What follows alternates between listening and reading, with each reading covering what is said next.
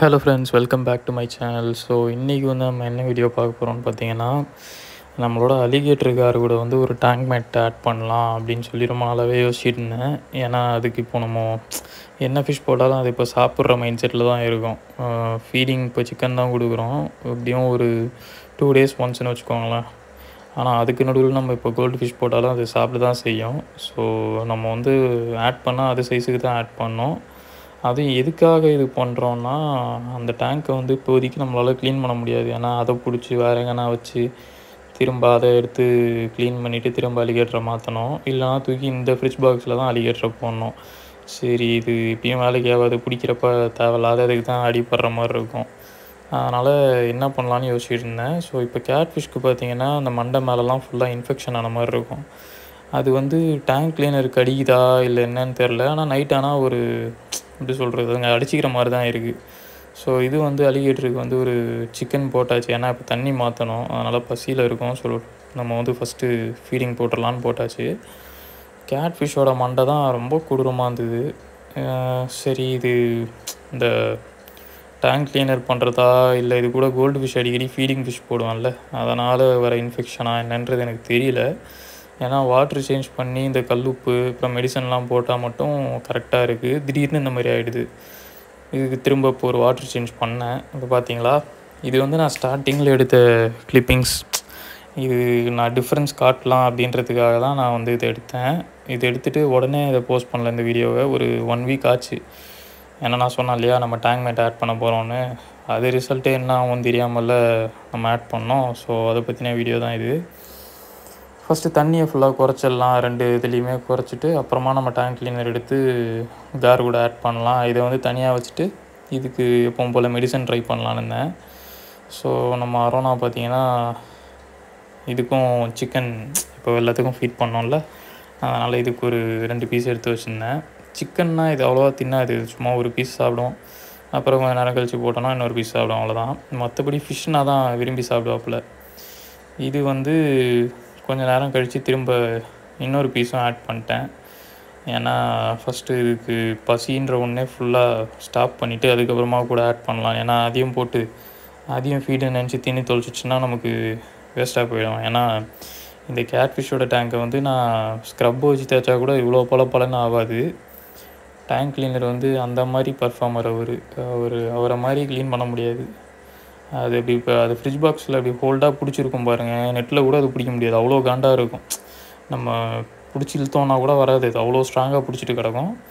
So நம்ம கோராவுக்கு ஒரு சின்ன பீஸை போட்டு இது ஃபுல்லாக பார்த்தீங்கனாலே இது டேரெக்டாக சன்லைட்டுக்கிட்டே இருக்கனால இது அலிகேட்டர் காரோட வேஸ்ட்டை விட இந்த பாசி பிடிச்சது தான் அதிகம். ஃபுல் பாசி. இங்கே பார்த்தீங்களா, தண்ணியை குறைச்சிட்டு நான் சும்மா அந்த டாப் ஓப்பன் பண்ணி எடுத்தேன். பாசினா இதெல்லாம் தெரில, கையை வச்சு க்ளீன் பண்ணி நம்ம எடுத்தால் எவ்வளோ நேரம் உட்காந்து தேய்க்கணுன்னே தெரில. ஏன்னா அவ்வளோ பாசி. இது ஃபுல்லாக டேரெக்டாக சன்லைட்டில் இருக்கனால அது அந்த மாதிரி இருக்குது. ஸோ இது வந்து ஃபஸ்ட் எடுத்த வீடியோ. இதோடைய டிஃப்ரென்ஸ் வந்து உங்களுக்கு தெரியும். பார்த்தீங்களா, எடுக்க ஃபுல்லாக பாசி மட்டும்தான் வந்துகிட்டே இருக்கும். இதோட டஸ்ட்டோ இல்லை வேஸ்ட்டோ அதெல்லாம் கூட கம்மி தான். ஏன்னா நம்ம வந்து இன்னும் 1 மாதம் 2 மாதம்லாம் போட்டு வச்சு தண்ணி மாற்றுறது கிடையாது.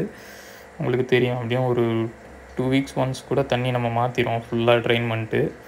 ஆனால் பாசி தான் இருந்துகிட்டே இருக்கும். ஸோ இதுதான் ஒரு காரணம் எதுக்காக இதுக்கு டேங்க் மேட் ஆட் பண்ணலான்னு யோசிச்சது. வந்து நம்மளோட டேங்க் கிளீனர் இது கூட ஆட் பண்ணால் நமக்கு இந்த க்ளீன் பண்ணுற வேலை கொஞ்சம் குறையுமே, இது கொஞ்சம் கிளியராக விசிபிளாக மீன் தெரியுமேன்றதுக்காக தான் ஆட் பண்ணலான்னு பார்த்தோம். ஸோ இவரை வந்து நெட்டில் நம்ம பிடிக்கவே அவ்வளோ நேரம் ஆகிடுச்சு. சரி, பிடிச்சிட்டு இப்போ இதை ஆட் பண்ணலாம். ஆனால் ஆட் பண்ணும்போது ஒரு பயமும் இருந்தது. ஏன்னா இப்போ ஆட் பண்ணிவிட்டு திரும்ப நெக்ஸ்ட் டே காலைல பார்த்தா அது காணாமல் போயிருந்ததுன்னா ரொம்ப கடுப்பாக இருக்கும். ஏன்னா டேங்க் கிளீனர் நம்ம பக்கு கூட வாங்கினது, அது பக்குவெலாம் இப்போ இல்லை, இது மட்டும்தான் இருக்குது. இது வந்து நம்ம கரெக்டாக 200க்கு வாங்கணும்னு நினைக்கிறேன். ஆனால் சரியான ஒர்த்து இது.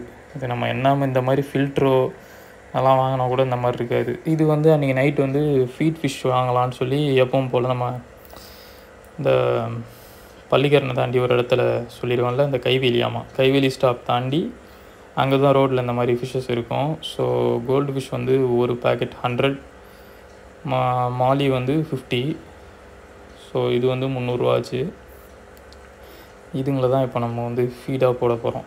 அரோனா வந்து ரொம்ப எப்படி சொல்கிறது, ரொம்ப காஞ்சி கிடந்தாப்புல. அதனால் அவருக்கு ஃபஸ்ட்டு கொடுத்துர்லான்ட்டு ஒரு பேக்கெட்டு போடலான்னு பார்த்தேன். பட் அது அந்த ஃபஸ்ட்டு பேக்கெட்டே அப்படி தின்னுச்சு. இது இந்த மாதிரி சாப்பிட்டதை பார்த்து சரி ஓகே 2வது பேக்கெட்டும் இதுக்கிட்டே போட்டுருவோம். எப்படியும் இன்னொரு பேக்கெட் எடுத்துகிட்டு போய் நம்ம கேட்ஃபிஷ் கூட போட்டோம்னா அது ஏற்கனவே இன்ஃபெக்ஷன் ஆகி கிடக்கு மண்டை. சரி எதுக்கு தேவையில்லாமல் அதை தொல்லை பண்ணிக்கிட்டுன்னு நம்ம அரோனா கூடயே இன்னொன்றையும் ஆட் பண்ணிடலான்னு பிரித்து போட போயிட்டேன். ஸோ அதுதான் இந்த கிளிப்பிங்.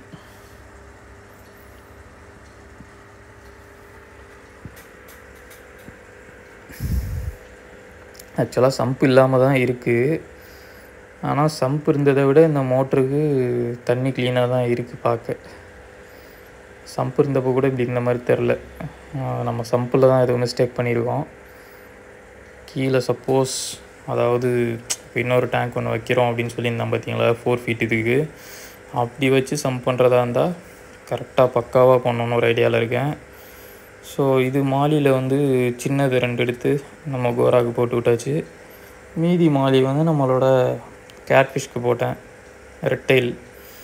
ரெட்டைலில் சாரி இந்த டைகர் கேட்ஃபிஷ் இதுக்கு. ஆக்சுவலாக நான் வந்து கிளிப்பிங்காக எடுத்து வச்சுட்டு பிஃபோர் ஆஃப்டர் மாதிரி எடுக்கலான்ட்டு தான் இருந்தேன். இப்போ பார்த்தீங்கல்ல நான் டைகர் ஷால்னோஸ்க்கு எவ்வளோ போட்டேன்னு பார்த்தா அது அடுத்த நாள் காலையிலே முடிச்சிருச்சு எல்லாத்தையும். இப்போ வந்து அலிகேட்டர் வந்து நம்ம டேங்க் கிளீனரோட தான் இருக்குது. எனக்கு அப்போயே கொஞ்சம் சேஞ்சஸ் தெரிஞ்சுது. இன்னும் அந்த வீடியோ எடுத்து ஒரு 5 நாள் இருக்கும் நம்ம ஆட் பண்ணி. ஸோ இது வந்து 5 நாள் கழிச்சு டிஃப்ரென்ஸ் பாருங்களேன். இது தனியாக இருக்கப்போ மெடிசன் கொஞ்சம் போட்டு அப்படி இருந்த மண்டை இப்போது கொஞ்சம் பரவாயில்ல. முன்னைக்கு எவ்வளோ பரவாயில்ல. கேட்ஃபிஷ்ஷும் கொஞ்சம் தேறி இருக்குது, ரெக்கவர் ஆகிட்டு தான் இருக்குது. அதாவது ஃபிஷ் ஆக்டிவாக இருக்குது, சாப்பிடுது, அதெல்லாம் ஒன்றும் இல்லை. அந்த மேலே உள்ள அந்த ஸ்கின் தான் இப்படி. இப்போ பார்த்தீங்களா டேங்க் கிளீனரோட பவரை. கட்டி கரையர்னு ஃபுல் பாசியாக இருந்ததை வந்து தலைவன் வேறு லெவல் க்ளீனிங் பண்ணிக்கிட்டு இருக்கான். இப்போ தான் ஆக்சுவலாக மீன் என்ன தான் வெயில் அடித்து என்ன தான் இருந்தாலும் இப்போ மீன் பக்காவாக தெரியுது. இந்த மேலே இந்த மெஷ்ஷு போட்டிருக்கோம் பார்த்தீங்களா, இதிலே தெரியுது. ஆக்சுவலாக தண்ணி மாற்றினதுக்கப்புறம் இன்னும் இந்த மீதி இருக்க கொஞ்சம் பாசி கூட அப்படியே பாட்டமில் தங்கிறோம்ல, அப்படி இருக்கப்போ பார்த்தா பக்கா க்ளீன் ஆகிடுச்சு. ஸோ இது இன்னும் ஒரு 2 வாட்டி க்ளீன் பண்ணோன்னு வச்சுக்கோங்க. எதுவும் இல்லை, ஸ்க்ரப் வச்சு தேய்க்கிறதோ ஒன்றுமே கிடையாது. ஜஸ்ட் இந்த வாட்டர் சேஞ்ச் மட்டும்தான். தண்ணி எடுக்கிறப்போ அதில் மாட்டி பாசி வெளில வருது பாருங்கள், அவ்வளோதான். அது இன்னும் 2 வாட்டி பண்ணாலே இது நம்ம ரெட்டைல் டேங்க்கு அளவுக்கு வந்துடும் பளிச்சுன்னு. இந்த மாதிரிலாம் அலிகேட்டருக்காரை பார்க்க முடியுமா நம்ம? அதாவது அந்த மாதிரி கலங்கலான தண்ணியில் கண்டிப்பாக பார்த்துக்க முடியாது. இது வந்து நம்ம டேங்க் கிளீனரோட மகிமை தான். ஸோ கண்டிப்பாக டேங்க் கிளீனர் ஆட் பண்ணணுன்னு ஐடியாவில் இருக்கீங்கன்னா கண்டிப்பாக பண்ணுங்கள். ஏன்னா இது மாதிரி ஒரு க்ளீனிங் சொல்யூஷன் வேறு எதுலேயுமே கிடைக்காது. என்ன ஃபில்ட்ரோ என்னத்தை தான் போட்டு மாங்குன்னு தேய்ச்சி மெயின்டைன் பண்ணாலும் இது மாதிரி கிடைக்காது. ஸோ இது ஓரளவுக்கு செட் ஆயிடுச்சு.